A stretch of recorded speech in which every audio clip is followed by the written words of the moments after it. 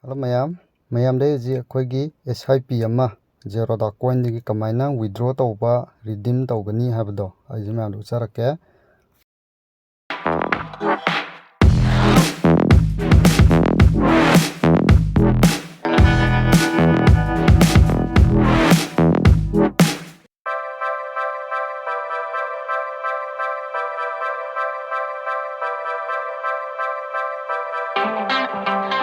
Zerodha Coin changaji login tawbiro changa matung jida simakha da koina investment thapnya ji stong changbiro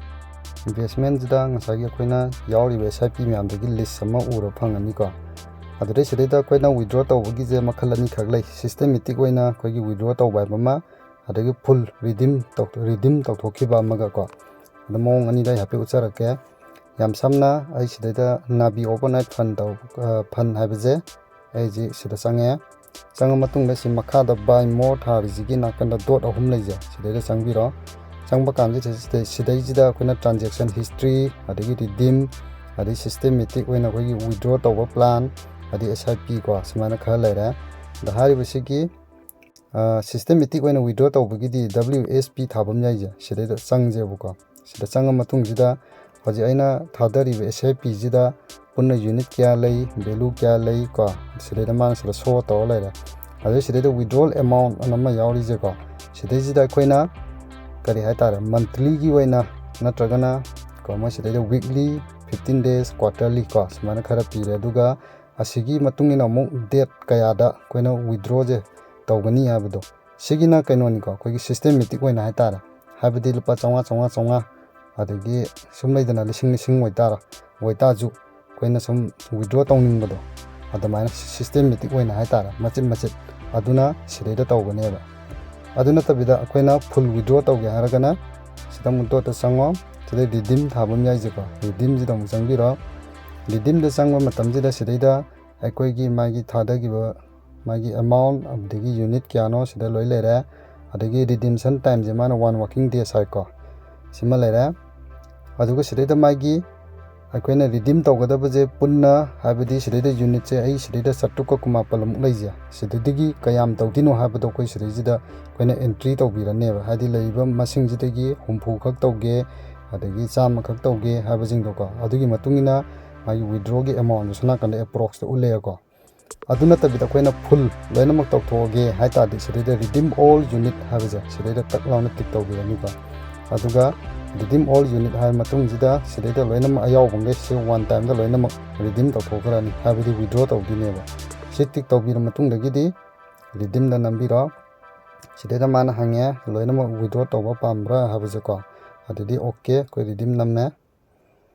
ko samana si tawra matung jida koigi masagi Zerodha account jiga link leinabada koigi magi tipin nama leiko adigi tipin je amuk changdini ko sideda adini mana sideda authorize ama hangai je ko continue tawbiro sigi matung da koina tipin nama hangani ko tipin je changbiraji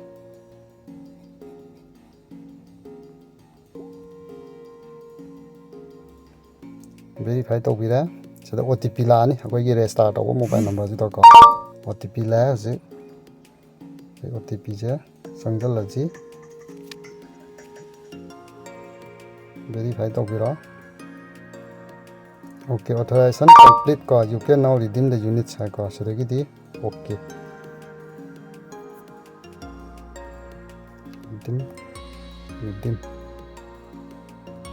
redeem some request place haria ko sidida gi ai redeem gi place tawga samai tawraga ngasai mana koigi message kumba la ani ko sigi matung dagidi ai process redeem tawre aduga hojik thagi da 1 working days ki matung da kamai process tawkana abdo siga tawra matung dagidi koigi bank account link leinabado adure da masana credit tawjarani ko sini samai tawdane koina yawjab SIP ma kamaina withdraw tawba nataga partial oina withdraw tawba abado sini aduga mathangda kamaina SIP ma koina buy tawgani natragana koigi monthly gi oina kamaina thigani habdigi magi mongdo